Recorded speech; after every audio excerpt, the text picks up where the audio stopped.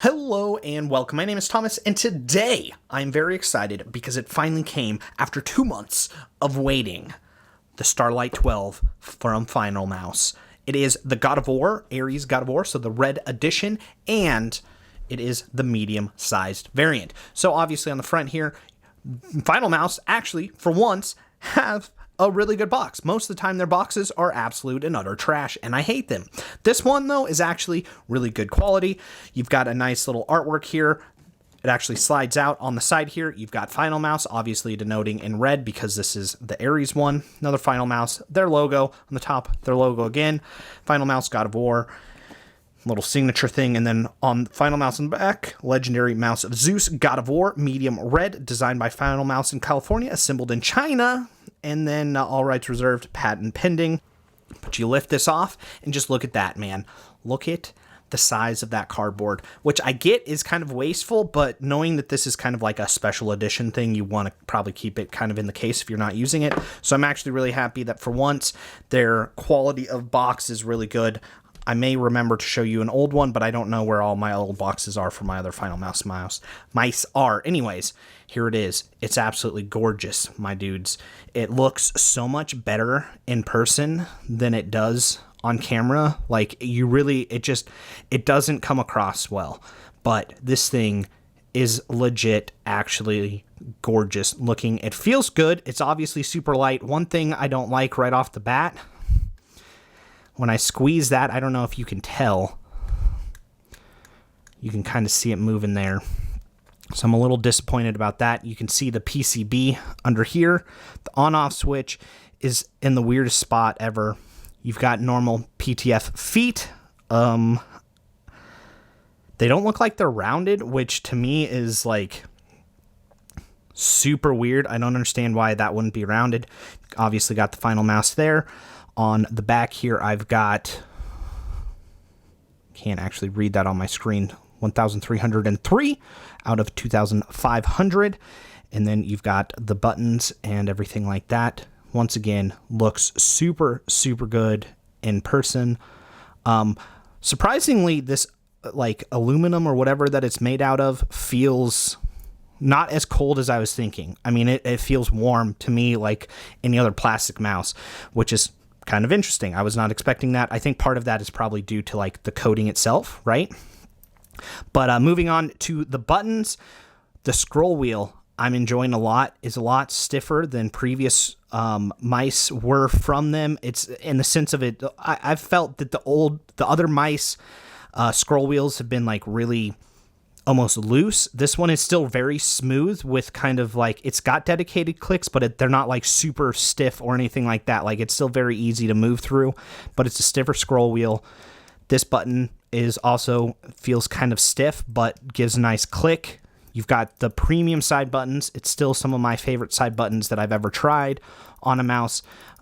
Same ones that they've always had, same shape that I really like. The one issue, so obviously I opened this up before I actually turned on my camera a little bit. I haven't completely opened it.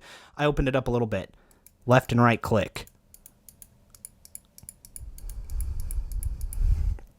Let's get the actual, so you can see what that looks like if I can get my camera to focus on the right spot. I apologize for my fingernails. I've been working hard all day on gross things, so they're a little dirty. But they feel pretty good, but there's something... People were complaining about the Viper and how it has, like, crunchy clicks. And I'm undecided on these. They almost feel crunchy to me, which I don't like and makes me kind of upset. Anyways, you've got your micro USB on the front here, which is, again, disappointing. But at the same time, I understand it's cheap. All it does is charge the mouse, and it makes it a little bit lighter. Still would have preferred to have seen USB-C here, but it's not like the biggest deal. So anyways, there's the mouse for the most part. Let's look what else is inside the box here.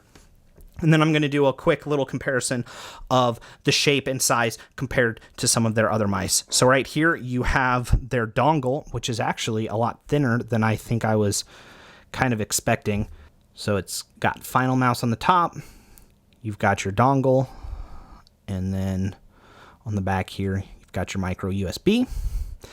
So interestingly enough, this entire puck is the thing. Instead of other mice, it's just a little tiny thing. Let me see if I can grab one of those. So this is for the Razer Orochi V2 normal dongle. And this is Finalmouse's dongle. So kind of interesting that it's way bigger. I would hope that this gives better wireless performance. So I don't know. Well, that'll be interesting to try out. Going into the underneath, you don't have a whole lot. Here's their cord. I'm excited about trying out this cord to see if they've improved their paracord. I'm really hoping this is closer to Glorious's, because Glorious's is pretty fantastic. I've really enjoyed Glorious's mouse. Unfortunately, with this not being USB-C, I won't be able to use theirs, but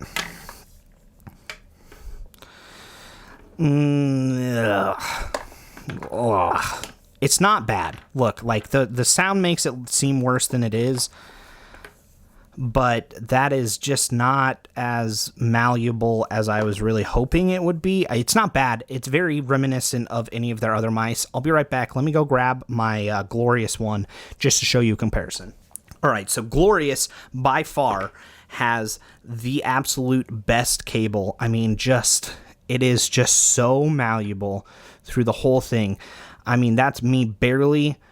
I get that my camera is not the best, so I apologize for the focus here, but just like,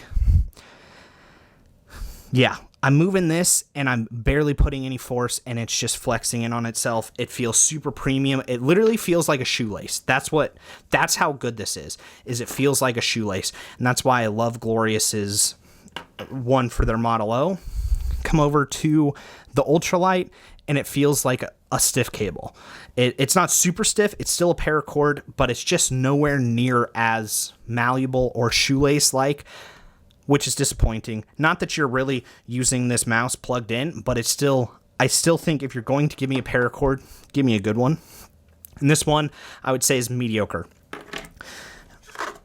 And then under here, let's see what else we've got.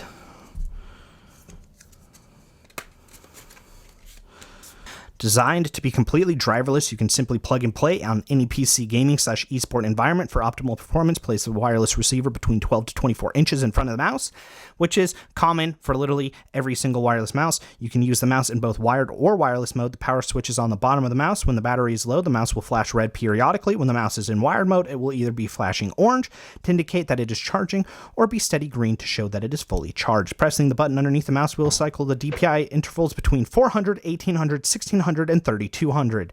I want to say they say that the max DPI for this is like 20,000, but it doesn't have any software, so you can't change anything. And I also don't recommend trying to find software, because there was software for the previous versions that you could go in and edit, but I did that on one of my mice and it made the firmware super weird and it didn't perform as well. So I don't suggest doing that. And I don't know if that would work on this new one or not, because it does have a new sensor and is wireless, so I think they may have changed the firmware, but who knows. Anyways, for any support, this is also a nice thick piece of cardboard. Feels really good. At first, I actually thought this was a magnet. So that's nice and high quality, which is weird. Whoa, actual instructions? That's weird. So just shows you the stuff. Left click, DPI,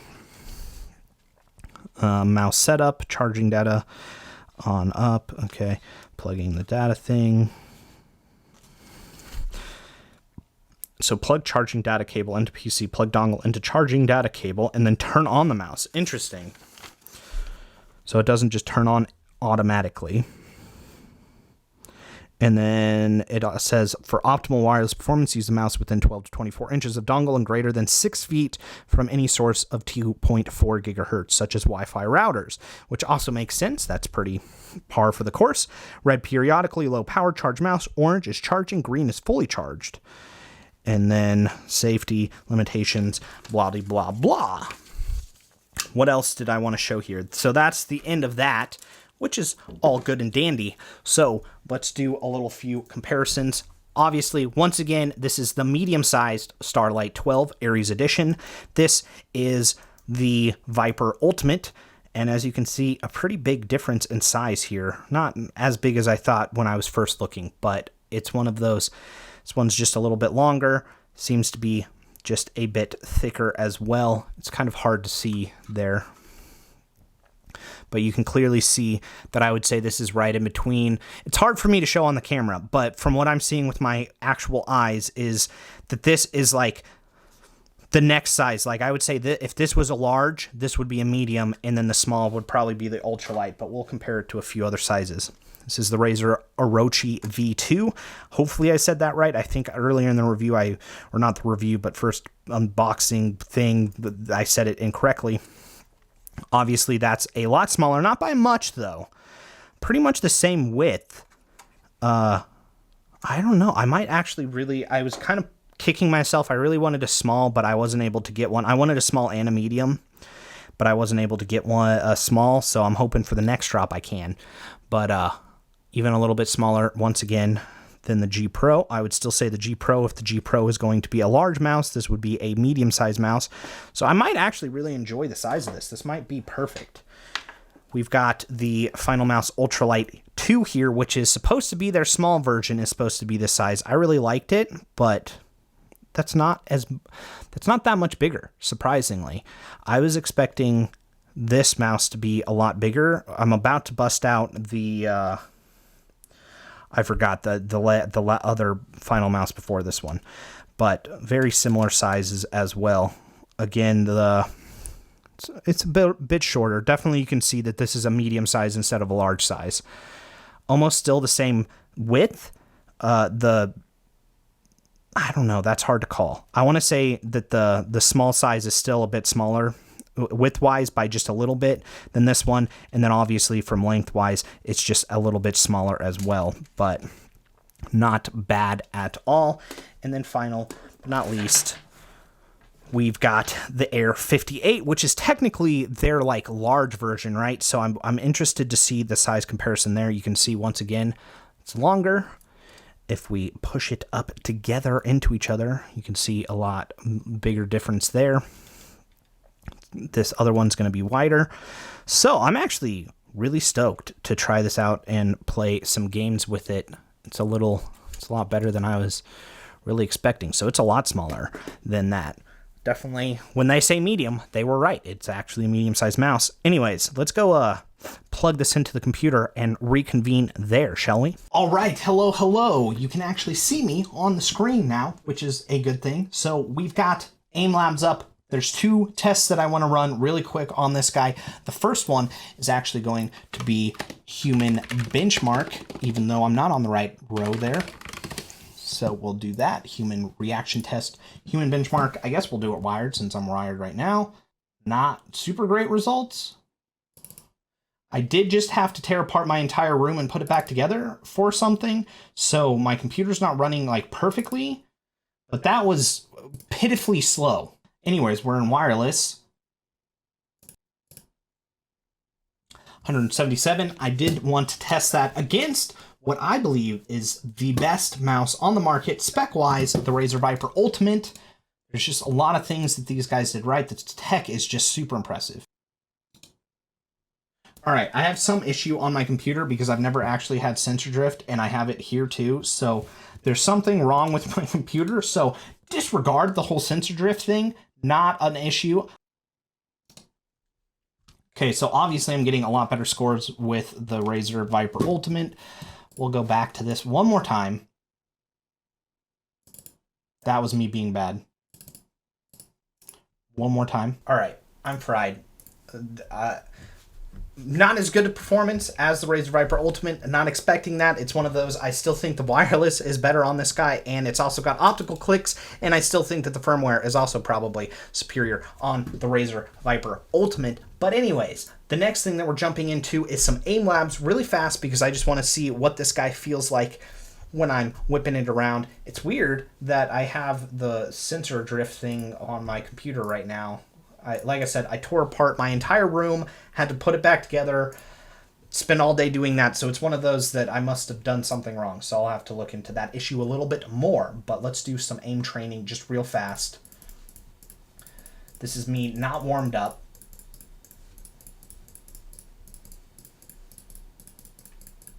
Oh dear, so many misses. I'm trying to actually talk through this as well, just so you can hear something, because I'm not going to spend the time to put music over this while I'm editing, because I'm horrifically lazy editing, and then especially when I'm editing an unboxing video, I'm even more lazy. So sorry about that you just get to hear me ramble. I also probably won't perform as well because I'm trying to just literally ad-lib everything. I don't really have anything to say. Oh, I did want to mention one thing, and that's the clicks. Earlier I said that they felt like they were a little crunchy. Now that I've used it a bit more, it's not, they don't feel crunchy. They are crisp, but they're not super crisp. It's one of those, I still actually greatly prefer the Razer Viper clicks. I think they're better. We'll do one more, and then I'm going to switch over to the Razer Viper just because I can. They feel, the Rocat or Rocket Burst Pro has the stiffest clicks that I've ever tried in a mouse. Those are they are also optical switches, and I really like that mouse. They did an excellent job, so it's worth checking out if you're looking into other mice. Because yeah, it's one of my top mice that I've ever tried. Really big fan of it. But it has extremely stiff clicks, which was one of my reasons why I keep it out of like the very top spot, is just simply due to the clicks being a little stiff. These aren't as stiff as that one, but it's closer. Definitely way more stiffer than the G Pro Superlight or the Razer Viper Ultimate, especially because I think the Razer Viper Ultimate has some of the lightest clicks out there, and then lighter than even the Zeiss Rail as well, which I have, that I'll show in a second because I don't think it's in camera view. Just out of funsies, I'll do. So there's that. We'll move on over to the Razer Viper Ultimate. We'll do one of these, and then I'll move on over to the other one. My DPI is different here, which isn't a big deal, but wow, it feels a lot different. I'm actually impressed with the way that sensor feels, though. The sensor on the Razer Viper Ultimate, I can usually tell a big difference. And I don't know if I'm running into that. But man, the Razer Viper Ultimate's clicks feel so much better. But this mouse feels way heavier. Not like, oh my gosh, heavier. It is 78 grams because I've got the white version, which tends to be 4 grams heavier than the original version, which is 74 grams. But it's one of those, I definitely can feel the weight difference, and I don't know if the weight difference is the sensor difference that I'm feeling or not. But, and a lot of people are probably saying that I'm on crack because you can't feel sensor differences. I disagree, obviously, or I wouldn't say such outrageous claims, but obviously I didn't score as well. Once again, let's see. Actually, I can test this. There's one in... Okay. It's a little more than normal. We'll try it with the Finalmouse. I wasn't paying attention. There's one. Yeah, so I've got a half rotation more. It's not off as much as I thought, but it's off by a little bit, which is normal. I mean, having differences in DPI like that is completely normal, so I'm not like, oh my gosh, type thing. Pretty regular thing when you're testing different mice. I also really think that Finalmouse's shape is ideal for me. I absolutely love Finalmouse's shape. It's one reason why I continue to use their mice, even though their specs are usually subpar. But they have excellent shapes, and they are always lightweight. I'm looking forward to actually seeing how light this medium mouse is. I believe they say it's supposed to be 43 grams for the small and 47 for the medium. The previous Ultralight 2 was 47 grams. So at the very most, I'm equal. They do also say, due to like variances, that you can add plus or 2 grams. And that is within spec. Alright, obviously not performing as well with the Razer Viper. It's got a different shape. Still really like that mouse. Need a little more slack, please. I still don't think I have enough slack. Zeiss Rail, another one that I highly recommend. This mouse is absolute fire. the Extrafy MZ1. That's not right. I don't think that's right. I don't know what's right. But I absolutely love this mouse. It is lightweight as well. I believe it's in like 56 grams or something like that. It has a unique shape that not everybody is going to be a fan of, but I love it. I think it's great for claw sash, especially fingertip grip. Zai was definitely on the right path when he's saying shape has a lot to do, and they nailed this. Very low pre-travel, very nice solid clicks, good paracord. Still need to do my review for this guy, but man, I absolutely love this mouse. It's an absolute powerhouse, and it's still probably, out of all the mice that I've run into today, between the ultralight, actually, yeah, out of all the mice that I've shown on this review and talked about, I would say Zai's Rail for me is number one. I really do actually like this mouse that much. I still may continue to use this even though I have the ultralight. I don't know, actually, because I'm really digging the ultralight as well. It feels really good, but I think I might just not be doing as good because I'm just not... fatigue has set in, but I'll do one more.